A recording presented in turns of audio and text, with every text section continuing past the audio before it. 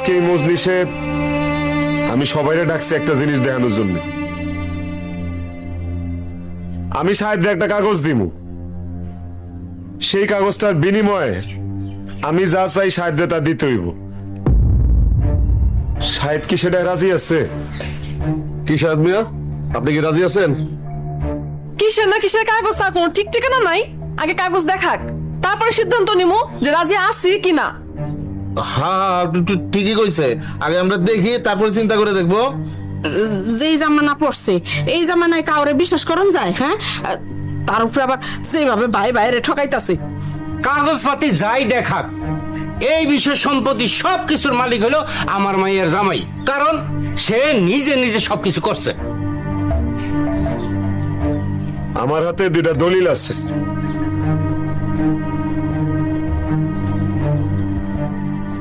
এই যে প্রথম দলিল, এই দলিলে আমার বাবার সব সম্পত্তি আমার লিখা দেওয়ার উইল আছে। আর এই যে দ্বিতীয় দলিল, এই দলিলে আছে আমার সারা জীবনের কষ্টের অর্জিত সব সহায় সম্পত্তি, আমার প্রাণ প্রিয় ছোট ভাই সাহেবদের দিয়ে দেওয়ার উইল। জামাই তুমি পাগল হয়ে গেছো নাকি? কি করতেছো সব? আমি ঠিকই কইতেছি আব্বা, আপনি আপনার জায়গায় থাকেন আব্বা। এটা আমার ভাই ভাইয়ের বিষয়। একজন ধনী ভাইয়ের কাছে একজন গরিব ভাইয়ের একটা বিনিময়ের মজলিস। হ্যাঁ আমি তো গরিবই, আর আমার গরিব বানাইছো তুমি।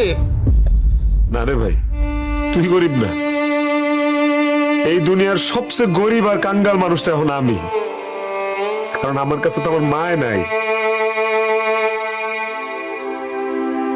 আব্বাই মারা যাওয়ার আগে আমার যখন এইসব সম্পত্তি লিখা দিয়ে গেল, আব্বার মনে তো অনেকটা ডর আছিল যে শাহেদ এইসব সম্পত্তি দেখাশোনা করতে পারবো না ঠিক মতো, কারণ শাহেদ আব্বার অমতে বিয়া করছে। কিন্তু হারাম, আমি জীবনে কোনোদিন চাই নাই যে এই সম্পত্তি আমি একলা ভোগ করব। বিশেষ না হইলে যে আপনারা এই উইল দেখতে পারেন, কেন স্পষ্ট শব্দে আছে শাহেদের বাড়ি থেকে বাইর করে দেওয়ার আগের দিন এই উইল কর। খালি দুই ভাইয়ে দুইটা স্বাক্ষর লাগতো, আর কিচ্ছু না। আমার একটা কথা আছে, আমার মায়ের জামাইয়ের মনে হয় মাথাটা নষ্ট হয়ে গেছে গা। বিচার সালিশটা আরেকদিন ডাকান আপনারা। হ্যাঁ ওই ভাইয়া, তুই চুপ করে সুচকে লেগা কত কষ্ট থাকে। আপনি চুপ থাকেন আব্বা, আমি একদম ঠিক আছি। আল্লাহ দোয়াই লাগে আমারে আমার মায়ের স্নেহ থিকা আর আমার ভাইয়ের বুকের স্পর্শ থেকে আপনারা আলাদা করেন না, বঞ্চিত করেন না। ভাইজান ও, এই সহায় সম্পত্তি যা যা আছে সব তো সব আমি তোরে দিয়া দিলাম। তুই খালি আমার একটা জিনিস দে ভাই। আমার কাছে এমন কি জিনিস আছে যে এই সম্পত্তির চেয়ে বেশি দামি ভাই? তোর কাছে অনেক দামি জিনিস আছে। আমার মা, দে না ভাই, দে না আমার মারে আমার কাছে ফিরাইতে ভাই।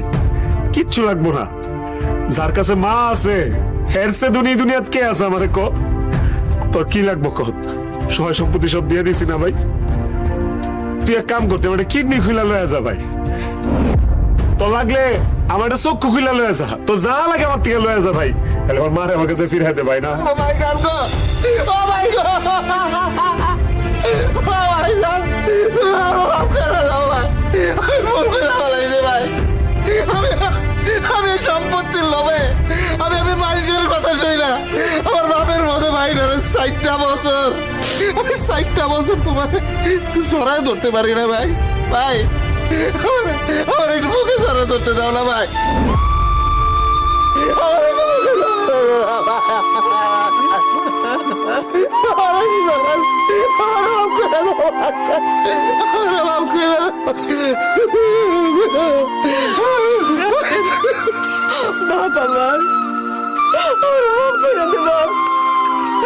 শাহেদের মতো আমি হইতেছে ভাই, আমি তো অনেক ভুল বুঝছি।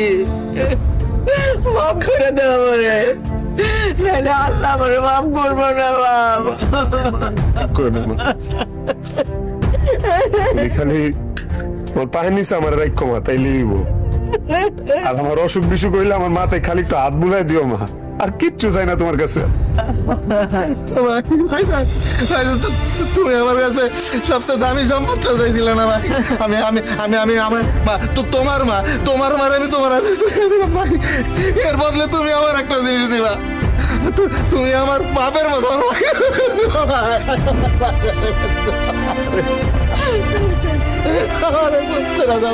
আমার বাপের মতো আমার ভাইরা ফেরত দিবা ভাই। আরে ওঠ, মাফ করে দিবা ভাই। তোর দেখ আমার পায় না, তোর দেখ আমার বুকে। আয়।